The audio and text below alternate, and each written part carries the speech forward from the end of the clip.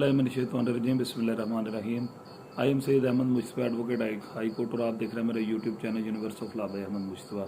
Views, आज हम discuss करते हैं कि जो चेक्स के फ्रॉड्स हैं हमारी सोसाइटी में बहुत ज़्यादा हैं। हर किसी जगह पे जो हर किसी भी पुलिस स्टेशन में 489F की जो बेशुमार आपके सामने नज़र आएंगी कि आपको FIRs हो रही हैं और लोग जो हैं वो ज़्यादा से ज़्यादा जो चेक्स की को बेस बना के आपके साथ फ्रॉड कर जाते हैं, लेकिन आप उनका कल को कुछ नहीं कर पाते।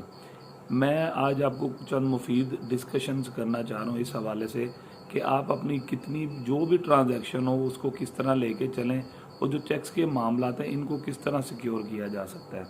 अगर मिसाल के तौर पे आप किसी से कोई गाड़ी ख़रीदते हैं तो वो आपको 50% पेमेंट कर देता है, वो कहते हैं जी बकाया पेमेंट का आप चेक ले लें। इसके अलावा अगर आप कोई प्रॉपर्टी का डील करते हैं तो प्रॉपर्टी की डील में भी इस तरह करता है कि आपको कुछ पैसे दे देता है और कहता है कि बकाया अमाउंट की आप मुझसे चेक ले लें और मुझे रजिस्ट्री करवा दें और ये चेक बाद में आप जो है वो क्लियर करवा के आप अपनी रकम को रिकवर कर सकते हैं। इसी तरह मुख्तलिफ़ किस्म की जब आपकी कोई बिज़नेस डील्स होती हैं तो उसमें भी आप अपना चेक लोग जो है आपको चेक दे जाते हैं और आपके पास बंडल्स ऑफ चेक इकट्ठे हो जाते हैं और आप इसी बात पे मुतमिन होते हैं कि जी फ़लाँ बंदे का चेक हमारे पास है, फ़लाँ बंदे का चेक हमारे पास है, इसलिए हम मुतमिन है कि हमारी रकम जो है वो नहीं डूबेगी। तो व्यूअर्स, इस मामले में किसी तरह की भी कोताही नहीं बरतनी चाहिए। सबसे मेन बात यह है कि जब भी कोई बंदा आपको चेक देता है तो उसमें 50% चांसेस होते हैं कि वो आपको पैसे देगा, 50% चांसेस होते हैं कि उसने सिर्फ आपको चेक ही दी है और इसको आप समझ सकते हैं कि वो आपको पेमेंट नहीं करना चाहता। सबसे पहले जो इसका जो मेन बात यह है कि अगर आप कोई भी एनी काइंड ऑफ ट्रांजैक्शन करते हैं तो उसकी जब भी आप किसी भी किस्म की ट्रांजैक्शन करें या आपकी कोई डील हो, चाहे प्रॉपर्टी की बाबत हो, चाहे गाड़ी की बाबत हो, चाहे रिमेनिंग लाइबिलिटी हो, चाहे किसी भी किस्म की सर्विसेज प्रोवाइड की जाएँ, तो जब जो भी शख्स आपको कोई चेक देता है तो आप उस चेक को रिसीव करने के बाद कोशिश करें कि उस चेक को आप अपने सामने फिल करवाएं। दूसरी चीज़ ये है कि जब वो चेक आपका फिल कर रहा हो तो आप बाकायदा तौर पे उसकी वीडियो बनाएं, एक ही पेन दें उसको जिसके साथ वो चेक को भी फिल करे। बाज़ दफ़ा ये होता है कि जब आप किसी भी ट्रांजैक्शन के लिए आप किसी बंदे से चेक लेने के लिए जाते हैं तो आप उसके पास बैठ जाते हैं, वो आपको कहता है भाईजान चेक का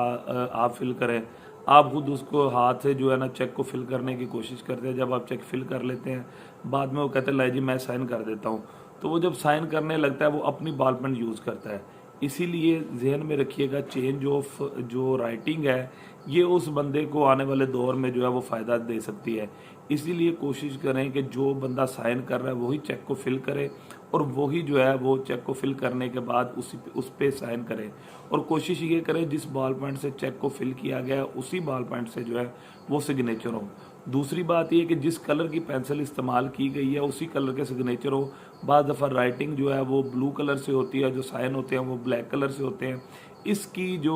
कंट्राडिक्शन है इसकी वजह से भी मुलजिम को फ़ायदा हो जाता है। अगली जो अहम बात है वो ये है कि जब भी चेक फिल कर ले आप उसको देखें, अमाउंट लिखी है फिगर्स में, वो अगर 10 लाख की अमाउंट है तो 10 लाख ही लिखी है, उसके ज़ीरो पूरे हैं। उसके बाद जो वर्ड्स में लिखा गया है वहाँ पे भी 10 लाख रुपीज़, उसके स्पेलिंग्स ठीक हैं, डेट इधर के ठीक है। उसने अगर आपके सबसे जो इम्पोर्टेंट बात है, कभी अगर आपकी लाइबिलिटी का या आपकी रिमेनिंग अमाउंट का चेक है तो कभी भी सेल्फ का चेक आप ना लें, हमेशा आप अपने नाम का चेक लें, क्योंकि सेल्फ वाले चेक पे 489F की FIR हो भी जाए लेकिन उसका कल को कोई फ़ायदा नहीं होता। अगर किसी किस्म का आपको चेक प्रोवाइड किया जाता है तो आप उसको प्रॉपर देखें कि कहीं पीछे या उसके फ्रंट पे या उसके बैक पे कहीं फॉर गारंटी चेक तो नहीं लिखा हुआ, क्योंकि ये चीज़ जो गारंटी चेक है उस पर 489F अट्रैक्ट नहीं करती। जब बंदा साइन कर रहा हो या उस पर थंब इम्प्रेशन कर रहा हो, आप बाकायदा तौर पे उसकी वीडियो बनाएं। वीडियो बनाने के बाद कोशिश करें कि जो एग्रीमेंट आपका हो रहा है उसमें आप उस चेक को मेंशन करें। हमेशा दो चीज़ों पे 489F अट्रैक्ट करती है। एक जो अट्रैक्ट करती है वो लोन की रिपेमेंट के बारे में और दूसरा अट्रैक्ट करती है ऑब्लिगेशन और लाइबिलिटी। किसी भी किस्म की अगर लाइबिलिटी है, आपने जैसे गाड़ी की मैंने आपको मिसाल दी, 10 लाख की गाड़ी थी या प्लॉट था तो उसमें से 5 लाख उसने दे दिया, बकाया 5 लाख का उसने चेक दे दिया, तो ये चीज़ एग्रीमेंट में मेंशन करें और उस चेक को मेंशन करें, उसके बैंक अकाउंट को मेंशन करें। हर एक चीज़ जो है वो एग्रीमेंट में मेंशन करके नीचे उसके सिग्नेचर करवाएं और वीडियो बनाएं। बात यह है कि जब आपको चेक आपको डिलीवर हो जाता है तो फिर जो सबसे मेन बात ये होती है कि आप चेक को रखने के बाद जब भी आपकी जो मुतलका तारीख है, बाज़ दफ़ा ऐसा होता है कि जिस बंदे ने चेक इशू किया होता है वो कहता है भाईजान मुझे सिर्फ आप 1 महीने का टाइम दे दें, आप चेक को प्रेजेंट ना करिएगा, मैं आपको पेमेंट दे देता हूँ। आप चेक प्रेजेंट नहीं करते, फिर थोड़ा सा टाइम मांग लेता है, जी मुझे 15 दिन का और टाइम दे दें। इस तरह करते करते जो है वो 6 महीने गुजार दे लेता है, और गुजारने के बाद फिर जब आपके पास वो पैसे नहीं देता तो आप उसके खिलाफ कोई कार्रवाई नहीं कर सकते। ये ज़हन में रखिएगा, जब चेक की जो date of present in the bank जो डेट उस पर मेंशन की होती है, उसके 6 माह के अंदर अंदर उस डेट से लेकर उसके आगे 6 माह के अंदर अंदर आपने उस चेक को प्रेजेंट लाजमी करना है, और प्रेजेंट करने के बाद उसके ऊपर डिसऑनर स्लिप लाजमी लगवानी है। अगर 6 महीने का टाइम और गुजर जाता है तो उस चेक की जो वो वैलिडिटी है वो ख़त्म हो जाती है। उसके बाद ना 489F की FIR होगी और ना ही ऑर्डर ऑर्डर 37 का दावा है, ना ही आप वो फाइल कर सकते। इसके बाद जब भी जो चेक है उसको नंबर को उसको मेंशन करें। मेंशन करने के बाद अगर आपकी जो ऑब्लिगेशन का चेक नहीं है, अगर आप किसी को उधार पेमेंट दे रहे हैं या किसी भी किस्म का आप उसको वैसे ही आपकी कोई ना कोई हिस्सा बन जाता है किसी भी आपकी ट्रांजैक्शन का, तो आप कोशिश करें कि उसके के साथ स्टाम्प करें। उस स्टाम्प में बाकायदा ये लिखें कि इसके साथ मेरा करीबी ताल्लुक था, और ताल्लुक के बावजूद जो है मैंने इसको उधार पैसे दिए कारोबार के लिए, और उसने कहा था मैं फ़लाँ डेट को रिटर्न कर दूंगा। उसने उस उधार पेमेंट को रिटर्न करने के लिए मुझे ये चेक इशू किया है, जिसका चेक का नंबर ये है, और इस चेक की ये मालूमात जो है वो सारी उस स्टाम्प में लिखे, और 2 गवाह डालें और थंब इम्प्रेशन डालें। कभी भी खाली चेक मत लें, क्योंकि लोग जो है बहुत चालाकी से आपको चेक दे देते हैं, और बाद में जब इन्वेस्टिगेशन का टाइम पीरियड आता है या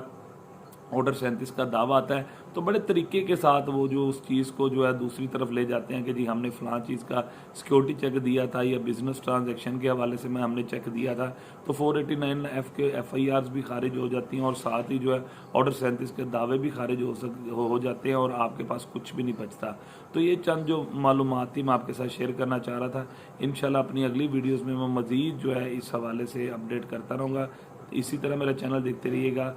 थैंक यू सो मच। अल्लाह हाफिज़।